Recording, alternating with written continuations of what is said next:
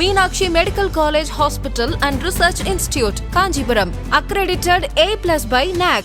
அடகில் இருக்கும் தங்க நகைகளை மீட்டு 10 நிமிடங்களில் பிரைம் கோல்ட் ஹப் மூலம் அதிக விலைக்கு விற்க 7997990028 தொடர்பு கொள்ளவும். ஃபார் சம் ரீசன் நான் சினிமாவுக்கு வரதுக்கு முன்னாடி, ஆனால் சினிமாவுக்கு தான் போகணுன்னு முடிவு பண்ண டைமில் நான் சொல்கிறேன், என்னோட படம் ஒரு நல்ல பெரிய ரைட்டர்கிட்ட தான் நான் ஒர்க் பண்ணி ஸ்கிரிப்ட் பண்ணோம். ராஜா சார் தான் மியூசிக். அது என்ன கதையெல்லாம் இருந்தாலும் சரி.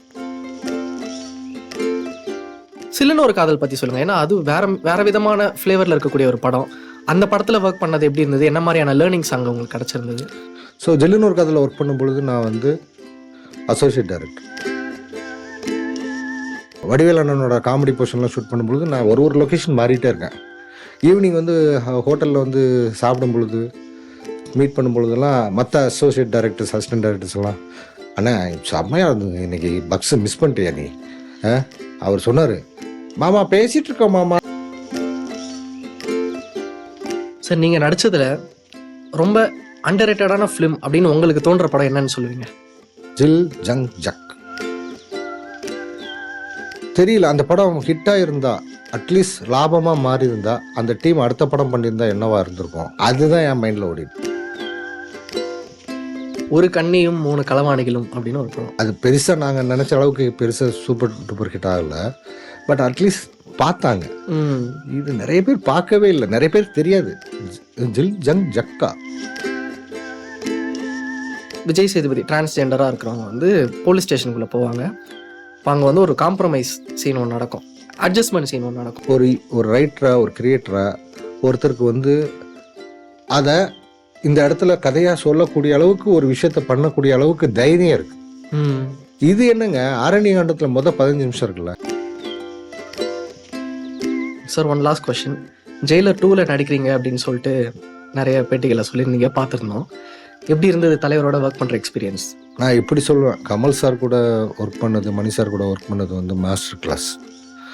Every moment it's learning. Nelson sir கூடயும் ரஜினி சார் கூட ஒர்க் பண்ணது நான் I would rate as one magic. Okay, right. அதை நீங்கள் எக்ஸ்பீரியன்ஸ் பண்ண மட்டும்தான் முடியும், டீகோட் பண்ணவே முடியாது. நான் உண்மையிலே சொல்கிறேன், ஒரு பாயிண்டில் ரஜினி சாரோட வயிற்றில் லைட்டாக இப்படி தட்டி, போங்க சார் உங்களுக்கு கோவம் சார். இல்லை சார், நடுவில் கொஞ்சம் படம் பார்த்தீங்களா சார்?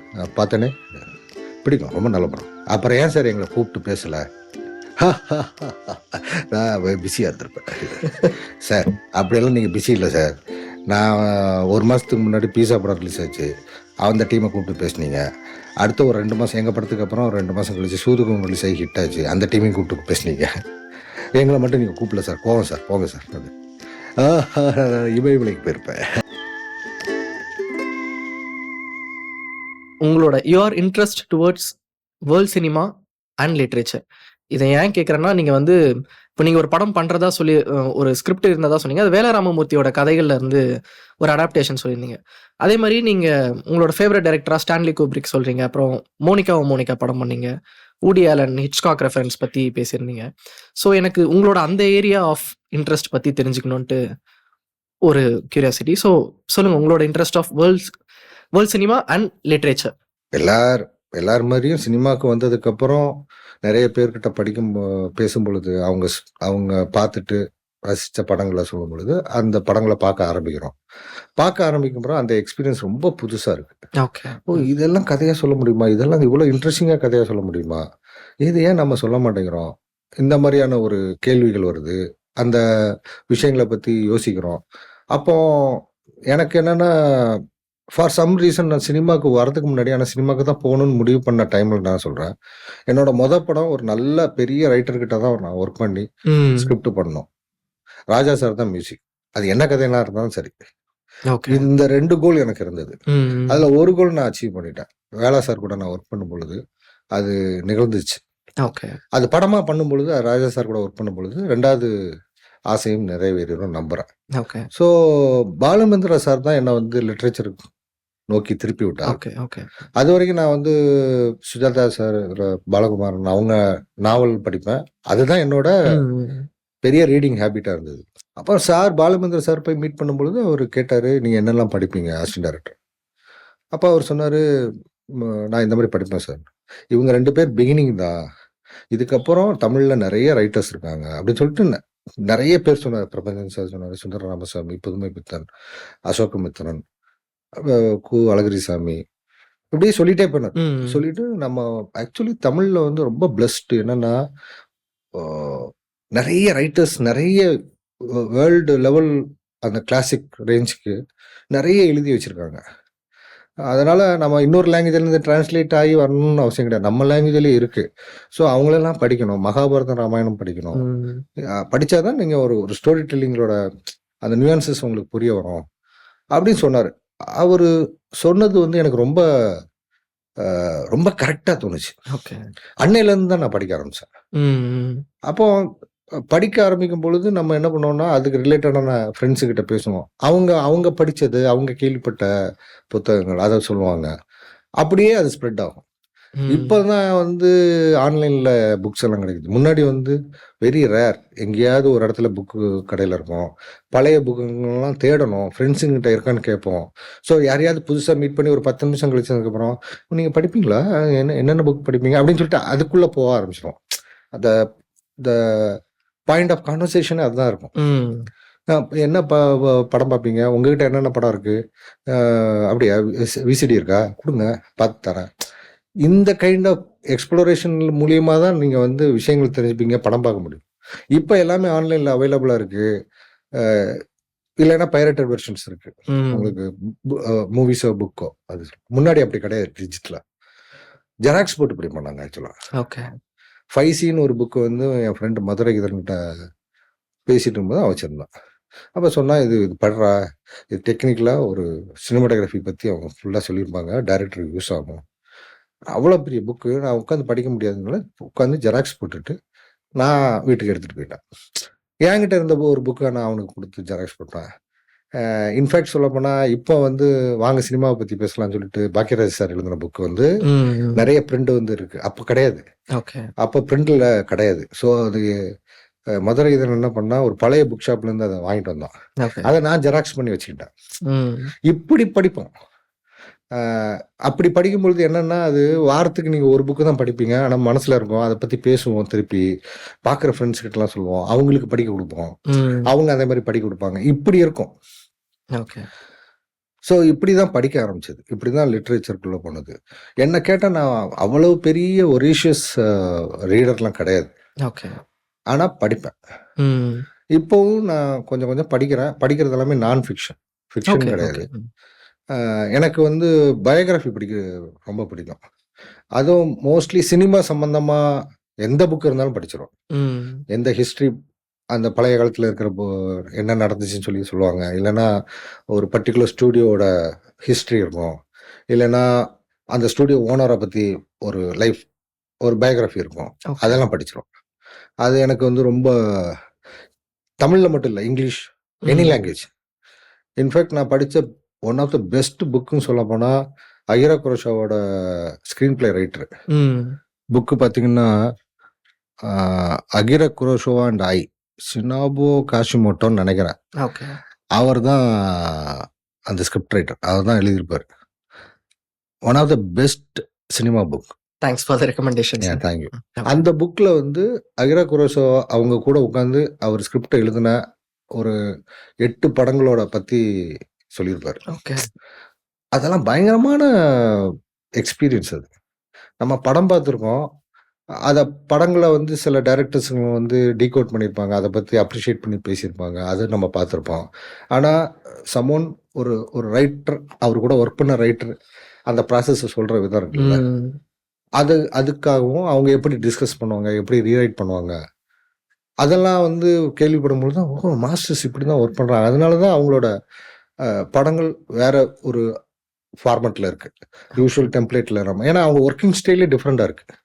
அது ஒரு புரிதலோட இருக்கு. ம். They are out of the box with a vision. Okay. இந்த பாக்ஸுக்கு வெளியே போனா எல்லாமே அவுட் ஆஃப் தி பாக்ஸ் தான். ஆனா விஷன் இல்லாம போகும்பொழுது தான் நம்ம தடுமாறி தவறி போயிடுவோம். சார், இப்ப அடுத்ததா அந்த வேலராமமூர்த்தி கூட ஒர்க் பண்ணிட்டு இருக்கிறதா, அந்த ஷார்ட் ஸ்டோரி பத்தி ஒர்க் பண்ணிட்டு இருக்கிறதா சொன்னீங்க. ராஜா சாரோட ஒர்க் பண்ணோங்கிறது பெண்டிங் இதுன்னு சொன்னீங்க. So the director plan is still on, அப்படி எடுத்துக்கலாமா அத? கண்டிப்பா. ஓகே. கண்டிப்பா. அது அது எப்ப நடக்குதுன்னு தான் தெரியல. ம். ஆனா அது கண்டிப்பா ஆன்ல தான் இருக்கு. ஓகே, ஓகே, நடந்துரும்னு நம்பிக்கையும் இருக்கு. ஓகே. அது ஆல் தி வெரி எவ்வளவு பெஸ்ட் சார். சீக்கிரம்னு தெரியல. அவ்வளவுதான். All the very best. நாங்க சீக்கிரமா டைரக்டரா பார்க்கணும். நன்றி. நீங்க அசிஸ்டன்ட். எனக்குமே அந்த அந்த அந்த ஆர்வம் இருக்கு. ஓகே. பக்ஸ் என்னதான் பண்ணுவான் டைரக்டரா? பார்த்தோம் நம்ம ஓகே. அப்படின்னு. நீங்க அசிஸ்டன்ட் டைரக்டரா ஒர்க் பண்ண அந்த டைம் பத்தி இப்ப நீங்க வந்து முக்கியமான 2 சூர்யா சார் ஃபிலிம்ல அசிஸ்டன்ட் டைரக்டரா ஒர்க் பண்ணியிருக்கீங்க. ஒன்னு காக்கா காக்கா, ஒன்னு சில்லுன்னு ஒரு காதல். காக்கா காக்காவோட எக்ஸ்பீரியன்ஸ் வந்து நீங்க ஆல்ரெடி இன்டர்வியூஸ்ல நிறைய ஷேர் பண்ணியிருக்கீங்க. சில்லுன்னு ஒரு காதல் பத்தி சொல்லுங்க. ஏன்னா அது வேற வேற விதமான ஃபிளேவர்ல இருக்கக்கூடிய ஒரு படம். அந்த படத்துல ஒர்க் பண்ணது எப்படி இருந்தது? என்ன மாதிரியான லேர்னிங்ஸ் அங்க உங்களுக்கு கிடைச்சிருந்தது? ஸோ ஜில்லுன்னு ஒரு கதையில் ஒர்க் பண்ணும் பொழுது நான் வந்து அசோசியேட் டைரக்டர். அங்கே என்ன ஒரு பெரிய ப்ளஸ்னா ஐ ஹாவ் மோர் ரெஸ்பான்சிபிலிட்டி. எனக்கு வந்து ஒரு மேனேஜர் கொடுத்துருவாங்க, ஒரு ஆர்ட் டைரக்ஷன் டிபார்ட்மெண்ட்டில் ஒரு அசோசியேட்டை கொடுத்துருவாங்க, ஒரு மேனேஜர் கொடுத்துருவாங்க. நான் எல்லாத்தையும் பிளான் பண்ணணும், லிஸ்ட்டு போடணும், பிளான் பண்ணணும், பட்ஜெட் போடணும், இந்த சைடு வந்து கோஆர்டினேட் பண்ணணும். எவ்ரி டே என்ன ஆகும்னா ஒரு சீன் ஷூட் பண்ணுறாங்கன்னா அந்த லொக்கேஷனில் போயிட்டு அந்த சீனை ரெடி பண்ணி பக்காவாக வச்சுட்டு அவங்க ஃபஸ்ட்டு டேக் ஓகேன்னு சொன்னதுக்கப்புறம் அங்கேருந்து கிளம்பி அடுத்த லொக்கேஷன் போயிடுவேன். ஸோ அவங்க என்ன ஷூட் பண்ணுறாங்கிறது எனக்கு வந்து பார்க்குறதுக்கு எக்ஸ்பீரியன்ஸ் ரொம்ப கம்மி. ஓகே. லக்கீலி வந்து செட்டில் ஷூட் பண்ணும்பொழுது வீடோட இன்டீரியர்ஸ் எல்லாம் செட்டில் தான் போட்டோம். அப்போ I was fortunate enough to be there. இப்போ வடிவேல் அண்ணனோட காமெடி போர்ஷன்லாம் ஷூட் பண்ணும்பொழுது நான் ஒரு லொக்கேஷன் மாறிட்டே இருக்கேன். ஈவினிங் வந்து ஹோட்டலில் வந்து சாப்பிடும் பொழுது மீட் பண்ணும் பொழுதெல்லாம் மற்ற அசோசியேட் டைரக்டர்ஸ், அசிஸ்டன்ட் டைரக்டர்ஸ் எல்லாம், அண்ணா செம்மையாக இருந்தது இன்னைக்கு, பக்ஸ் மிஸ் பண்ணிட்டியா நீ? அவர் சொன்னார், மாமா பேசிட்டு இருக்கோம் மாமா, அந்த டைலாக்லாம் சொல்லி காட்டுவாங்க. அடா பாவிகளா, நல்லா இருக்கேடா. நான் இல்லையாடா, அவர் எப்படி பெர்ஃபார்ம் பண்ணாரு, அது என்னவா மாறிச்சு, எதுவுமே தெரியாது. நான் படத்தில் பார்த்து தான் தெரிஞ்சுக்கிட்டேன். ஸோ ஜில்லுன்னு கதையில் ஒர்க் எக்ஸ்பீரியன்ஸாக எனக்கு வந்து வேற ரெஸ்பான்சிபிலிட்டி, ஹையர் ரெஸ்பான்சிபிலிட்டி. பட் ஸ்பாட்ல இருந்து ஒரு விஷயத்தையும் என்னால் என்ஜாய் பண்ண முடியல. Okay sir. நீங்க நடிச்சதுல ரொம்ப அண்டர்ரேட்டடான ஃபிலிம் அப்படின்னு உங்களுக்கு தோன்ற படம் என்னன்னு சொல்லுவீங்க? ஜில் ஜங் ஜக். ஓகே. நான் அந்த படத்தை ரொம்ப எதிர்பார்த்தேன். ஓகே. இத்தனைக்கும் நான் ரொம்ப கம்மி சீன் தான் நடிச்சிருப்பேன். எனக்கு அந்த அந்த டீமோட மொத்த ஆவரேஜ் ஏஜே அப்போ வந்து 24 தான். டைரக்டரு, கேமராமேனு, ஸ்ரேயாஸ் தான் கேமராமேனு. அதில் வந்து பெரிய ஆளாக வந்தது ஸ்ரேயாஸ் தான் எனக்கு தெரிஞ்சு. அந்த படத்தை நான் ரொம்ப எதிர்பார்த்தேன்.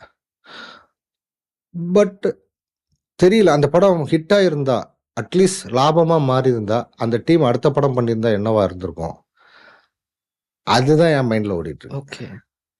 ஏன்னா such a complicated writing with unique, அவ்வளோ கேரக்டர்ஸ் இருக்கும், நிறைய கேரக்டர்ஸ். ஆனால் ஒருத்தருக்குமே ஒரு டெஃபினேஷன் இருக்கும், பர்பஸ் இருக்கும். அது ஆரம்பிக்கப்பட்ட பொழுது, எழுதப்பட்ட பொழுது இருந்த கேஸ்டிங் வேற, 2 மெயின் வில்லங்க வந்து வேற, ஃபைனலாக பண்ணது வேற. அதனால வந்து அதோட விஷயங்கள் போயிடுச்சா என்னன்னு தெரியல. பட் ரைட்டிங்காகவும் சரி, ஒர்க் பண்ணும் பொழுது ரொம்ப எக்ஸைட்டடாக தான் ஒர்க் பண்ணோம். தெரியல, அந்த படம் தான் நான் நினைக்கிறேன். நீங்க என்ன படம் நினைச்சீங்க? ஒரு கண்ணியும் 3 களவாணிகளும் அப்படின்னு ஒரு படம், சிம்புதேவன் சார் டைரக்ட் ஆமா. பண்ணி நினைக்கிறேன்.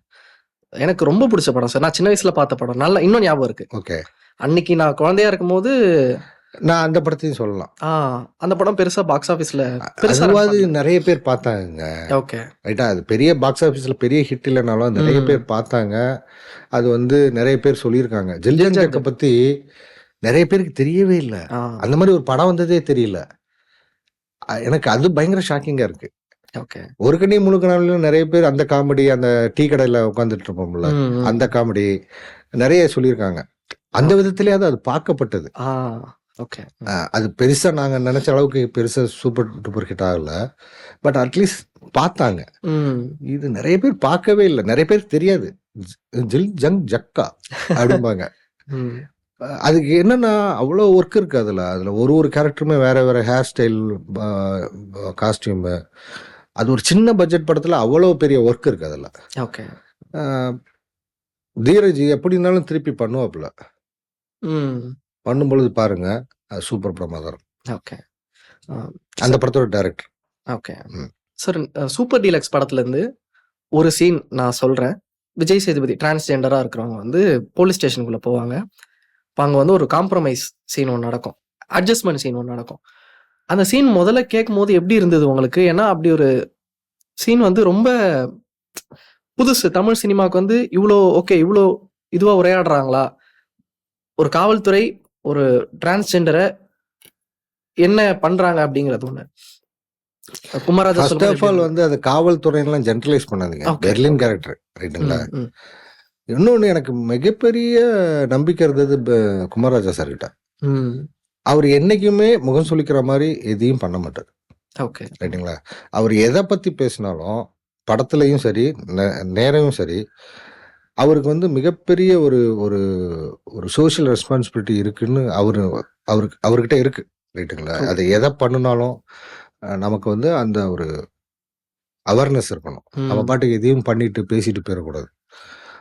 பேசும் பொழுதே அவ்வளோ என்ன சொல்லுவீங்க, ரொம்ப கரெக்டா இருக்கிற ஒரு ஆளு படத்துல மட்டும் அவர் தப்பா பண்ணிட மாட்டார் ம் ரைட்டுங்களா? ம் அஹ் அந்த ஒரு நம்பிக்கை. அதனால எனக்கு வந்து அதை கேட்கும் பொழுது எதுவும் எக்ஸைட் தான் ஆச்சு. சார் இது எனக்கு என்னன்னா இப்படி பாருங்களேன், ஒரு ஒரு ரைட்டரா ஒரு கிரியேட்டரா ஒருத்தருக்கு வந்து அதை இந்த இடத்துல கதையா சொல்லக்கூடிய அளவுக்கு ஒரு விஷயத்த பண்ணக்கூடிய அளவுக்கு தைரியம் இருக்கு. ம் இது என்னங்க ஆரண்யகாண்டத்துல 15 நிமிஷம் இருக்குல்ல, நான் வந்து ஃபர்ஸ்ட் டே ஃபர்ஸ்ட் ஷோ பாக்குறேன் வெற்றி தேட்டர்ல குரோம்பேட்ல 40 பேர் தான் இருக்கும். ஓகே 15 நிமிஷம் பார்க்கும் பொழுதே தோணுச்சு, மிகப்பெரிய வெற்றிகளை குவித்த இயக்குனர்களுக்கு இல்லாத தைரியம் இந்த படம் டைரக்டருக்கு எப்படி வந்தது? ம் என்னன்னா அதுல சொன்னப்பட்ட விஷயங்கள் சொன்ன விதம்னு ஒண்ணு இருக்குல்ல. ஒருத்தன் ஒரு வில்ல ஓட்டிட்டு இருக்கான், அதுக்கு முன்னாடி ஒரு பொண்ணை கடத்திட்டு வந்து உட்கார வச்சு அபியூஸ் பண்றான். அதெல்லாம் கூட அவனால பண்ண முடியல. அதுக்கு அந்த பொண்ணு சைலண்டா பார்க்கும் பொழுது அந்த கோவத்தை கூட அந்த பொண்ணுக்கு மேல காட்டிட்டு இந்த அளவுக்கு கையாளாகாத ஒரு ஆள் இருக்க முடியுமான்னு இருக்க முடியாது. அப்படிப்பட்ட ஒரு வில்லன் சொல்லிட்டு ஒரு கேரக்டரை இன்ட்ரோடியூஸ் பண்ணி ஒரு 15 நிமிஷம் போய் நிக்குது இல்ல அந்த ம் சீக்வன்ஸ், அங்கேயே அவர் ஸ்கோர் பண்ணிட்டாரு. ஓகே அதை பண்ணவர் இதை பண்றது வந்து எனக்கு ஆச்சரியமாவே படல ஓகே ஓகே ரைட்டுங்களா? இன்னொன்னு இந்த மாதிரி விஷயங்கள் கதையில சொல்லணும். அது வந்து சும்மா நான் சொல்லிட்டேன் அப்படிங்கிறதுக்கு மட்டும் ம் இல்லாம அது கதைக்கு தேவைப்படணும். அந்த கதையில இந்த சம்பவங்களோ இந்த கதாபாத்திரங்களோ சொல்றது மூலியமா நீங்க ஒரு விஷயத்தையும் அச்சீவ் பண்ணணும். பண்ணணும். ம் அது கதைக்கு சர்வ் ஆகணும். அது குமாரராஜா சார்கிட்ட கண்டிப்பா இருக்கும். அதனால எனக்கு அந்த ஒரு ஒரு ஒரு மொமெண்ட் ஒரு மைக்ரோ செகண்ட் டவுட் கூட கிடையாது. ஓகே ஓகே இதை எப்படி பண்ண போறோம், நான் ஒரு ஆர்டிஸ்டா நான் இதை எப்படி பண்ண போறேன், எவ்வளவு நம்புகிற மாதிரி பண்ண முடியும், எவ்வளவு பிலீவபிலிட்டி வரப்போகுது, அதுதான் எனக்கு இருந்தது. அந்த டென்ஷன் இருந்தது. Okay sir, one last question. Jailer 2ல நடிக்கிறீங்க அப்படின்னு சொல்லிட்டு நிறைய பேட்டிகளை சொல்லியிருந்தீங்க, பார்த்துருந்தோம். எப்படி இருந்தது தலைவரோட ஒர்க் பண்ற எக்ஸ்பீரியன்ஸ்? நான் இப்படி சொல்லுவேன், கமல் சார் கூட ஒர்க் பண்ணது, மணி சார் கூட ஒர்க் பண்ணது வந்து master class. Every moment it's learning. Nelson sir கூடயும் ரஜினி சார் கூடயும் ஒர்க் பண்ணது நான் I would rate as one magic okay right. அதை நீங்க எக்ஸ்பீரியன்ஸ் பண்ண மட்டும்தான் முடியும், டீகோட் பண்ணவே முடியாது ரைட். அந்த மாதிரி ஒரு எக்ஸ்பீரியன்ஸ். அண்ட் இன்னும் ஆச்சரியமா இருக்கு, நான் யோசிச்சே பார்த்துட்டே இருக்கேன், அந்த மேஜிக் எப்படி நடக்குன்னு தெரியல. என்ன மேஜிக்னா, இப்ப நம்ம 2 பேரும் பேசிட்டு இருக்கோம் ரைட்டுங்களா, இந்த இயல்பை அவர்கிட்ட கொண்டு வந்துடுறாரு அவரு. ஓகே நான் வந்து இப்படி சொல்லுவான், நான் எல்லா செலிபிரிட்டிஸ் எல்லாம் சொல்லுவாங்கல்ல, அவரு கூட அவர் வந்து நான் ரொம்ப நல்லா பார்த்து பாருங்க, அதெல்லாம் ஓகே. அவருக்கு அவங்க கூட இருக்கும் பொழுது நாமளா இருக்க முடியுமா? ம் அதை யாருமே அலோவ் பண்ண மாட்டாங்க ரைட்டுங்களா. ம் நான் கமல் சார் கூட ஒர்க் பண்ணும் பொழுது அது நிகழ்ந்தது, ரஜினி சார் கூட ஒர்க் பண்ணும்பொழுது அது நிகழ்ந்தது. என்னன்னா நீங்களா இருக்கலாம், ஓகே நீங்க அவங்களுக்கு பிடிச்ச மாதிரியோ இல்லை இன்னொன்னாவோ மாற தேவை இருக்காது. ம் அண்ட் நீங்களா இருக்கிறத மட்டும்தான் அவங்களும் விரும்புவாங்க. இதை வந்து அவங்க வார்த்தையெல்லாம் சொல்றது இல்லை, இவ்வளவு நான் வார்த்தை சொல்றேன்ல, ஆர்டிகுலேட் பண்ணி சொல்றீங்க. அதை அவங்க நிகழ்த்துறாங்க. ஓகே நீங்களா இருக்கலாம். நான் உண்மையிலே சொல்றேன், ஒரு பாயிண்ட்ல ரஜினி சாரோட வயிற்றுல லைட்டா இப்படி தட்டி, போங்க சார் உங்களுக்கு கோவம் சார், ஏ இல்லை சார், நடுவில் கொஞ்சம் படம் பார்த்தீங்களா சார்? பார்த்தேனே, பிடிக்கும், ரொம்ப நல்ல படம் சார். அப்புறம் ஏன் சார் எங்களை கூப்பிட்டு பேசல? நான் பிஸியாக இருந்திருப்பேன் சார். அப்படியெல்லாம் நீங்கள் பிஸி இல்லை சார். நான் 1 மாதத்துக்கு முன்னாடி பீஸா படம் ரிலீஸ் ஆச்சு. அந்த டீமை கூப்பிட்டு பேசுனீங்க. அடுத்த ஒரு 2 மாதம் எங்கள் படத்துக்கு அப்புறம் 2 மாதம் கழிச்சு சூதுகம் ரிலீஸ் ஆகி ஹிட் ஆச்சு. அந்த டீமையும் கூப்பிட்டு பேசுனீங்க. எங்களை மட்டும் நீங்கள் கூப்பிடல சார். கோவம் சார், போங்க சார். இமயமலைக்கு போயிருப்பேன். நான் சார் எனக்கு நீங்கள் பதிலே சொல்ல வேணாம் சார். ஆனால் யோசிச்சு பாருங்களேன், சாரோட வயிற்றுல லைட்டாக இப்படி தட்டி அவர் என்னப்பா நான் அதெல்லாம் பேசி முடிச்சிட்டோம். அப்புறம் யோசிச்சு பார்க்குறேன், அது எப்படி நிகழ்ந்துச்சு? ஒரு 2 படம் 3 படம் பண்ண ஹீரோஸ் கிட்ட நம்ம இப்படி தான் நிற்போம். அவ்வளோ பக்கத்தில் போக மாட்டோம். நம்ம ரொம்ப க்ளோஸ் ஃப்ரெண்ட்ஸ் கிட்ட தான் நம்ம இப்படியெல்லாம் பண்ணி விளையாடுவோம். அது எப்படி அது நிகழ்ந்தது? அது எப்படி அவர் அலோவ் பண்ணாரா? நான் எடுத்துக்க முடியாது. அப்போ அவ்வளோ இயல்பாக நம்மளை எப்படி மாத்துறாரு? மேஜிக். கமல் சார் டீம் அதே தான். நீங்கள் இயல்பாக பேச முடியும். நீங்கள் நினைக்கிற மனசில் என்ன நினைக்கிறீங்களோ பேச முடியும். ஐயோ இதை சொன்னால் சார் என்ன நினைப்பாரு? அவங்க அதை நிகழ்த்துறாங்க, ரிஃப்ளெக்ஸில் பண்ணுறாங்க. ஓகே. இன்னொன்று நல்ல நான் நோட் பண்ணிட்டேன், இந்த 2 பேருமே ஒன்று தான் பண்ணுறாங்க, வேற வேற ஸ்டைலில். இன்னைக்கு நீ என் கூட இங்கே நிற்கிறியா, என் ஃபேன் நீ. இன்னையிலேருந்து நீ என் fan. Okay.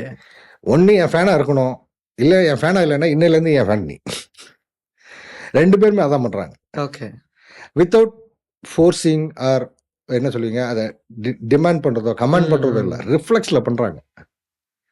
You will start loving them. Okay. If you are not already loving them, you will start loving them. That's why they are masters. They have a different approach, அவ்வளோதான். Okay. I am blessed working with them. Nelson sir பற்றி சொல்லணும், அவ்வளோ ரசிச்சு எடுத்துட்டு இருக்கு. அவங்க Rajini sir direct பண்ணும் பொழுது ஒரு ஆர்டிஸ்டும் டைரக்ட் பண்ணும் பொழுது தான் தெரியுது why they are making such a huge hit. Wait and watch. Okay. இதுக்கு மேலே பேச முடியாது. Okay. So very eagerly waiting sir. Tourist Family, best wishes for Tourist Family and Thug Life as well. Jailer 2க்கு உண்மையிலேயே நாங்கள் wait பண்ணி தான் பார்த்துட்டு இருக்கோம். அதுக்கும் ஒரு முன்கூட்டிய வாழ்த்துக்கள். இதெல்லாம் விட ஒரு பெரிய வாழ்த்துக்கள், பக்ஸ இயக்குனரா நாங்க பார்க்கணும். சீக்கிரமா அந்த இன்னொரு படம் இந்த மாசம் 27ஆம் தேதி ரிலீஸ் ஆகுதுன்னு நினைக்கிறேன். ஜூன் 27 ட்ரீம் வாரியர்ஸ் ரிலீஸ் பண்றாங்க. குட் டேன்னு ஒரு படம். ஓகே. பிரேமோட அசிஸ்டன்ட் அரவிந்த் பண்ணியிருக்காப்புல.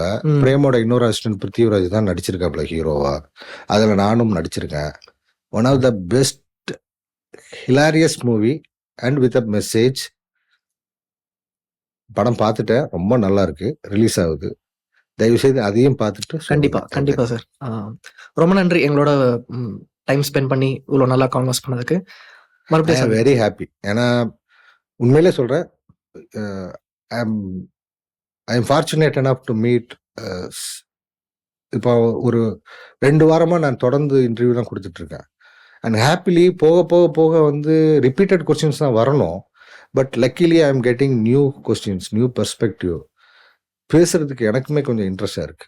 ஓகே. நான் உண்மையிலே வரும்பொழுது டவுட்டாக தான் வந்தேன். என்னடா நான் எல்லா இன்டர்வியூலையும் இதை சொல்கிறேன், பட் இந்த இன்டர்வியூக்கு நான் அப்படி தான் வந்தேன். இவ்வளோ இன்டர்வியூ கொடுத்துட்டோம், இதுக்கு மேலே என்ன கேள்வி கேட்க போகிறாங்க? நம்ம சொன்னதையே சொல்ல போகிறோம். நமக்கும் போர் அடிக்கும், ஆடியன்ஸுக்கும் போர் அடிக்க போகுது. சரி, கமிட் பண்ணிட்டோம், போகிறோம் அப்படின்னு தான் வந்தேன். லக்கிலி நம்ம பேசும்பொழுது நீங்கள் சொன்னீங்க, இந்த மாதிரி விஷயத்தை பற்றி பேசலாமா கேட்கலாமா அப்படின்னு கேட்கும்பொழுது எனக்கு it's going to be little serious. But எனக்கு புதுசாக இருக்கு. அதே மாதிரி இதை பார்க்குறவங்களுக்கும் அது புதுசாக இருக்கும்னு நம்புகிறேன். I am happy, very happy. Thank you sir. Keep it up. Sure. Thank you sir. Great. நன்றி சார். நன்றி. Meenakshi Medical College Hospital and Research Institute, Kanjipuram, accredited A+ by NAC.